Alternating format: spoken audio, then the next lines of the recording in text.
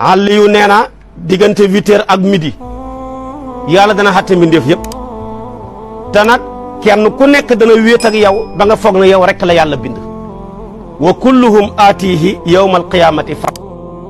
yàlla buy xatte nga war a taxaw ci kanamam mu lay laaj sa jëf yi nga war a jàng sa téere bi foofa bu lay recevoir doo ànd ak sa sëriñ doo ànd ak sa doom doo ànd ak sa baay doo ànd ak sa xarit doo ànd ak sa yonantu yow kenn kese nga wéet lu ñetti ko yu sew yaat lépp da nga yaakaar ne waaw man xanaa yàlla man rek la bind waaye lu ci mën di xam balaa midi rek atteye kenn ku nekk dem Aliou ku bëri xam-xam la bi ñu ko laajee ne ko loolu nu mën a xamee mu ne benn waxtu yàlla am kartanu añal ñëpp fu midi jotee une heure rek gaa yëpp teg nañ booli ñëpp di añ bu guddi jotee tamit ñëpp reer a ndoor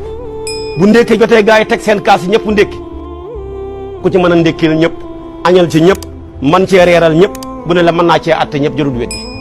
loolu rek la kon sarixul xisaab la lu jar a baaxi xel la